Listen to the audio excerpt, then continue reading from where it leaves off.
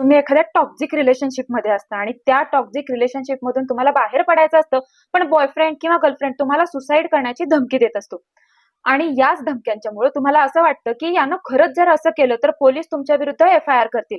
घरातल्यांना कळेल, समाजामध्ये बदनामी होईल, पोलीस तुम्हाला जेलमध्ये टाकतील.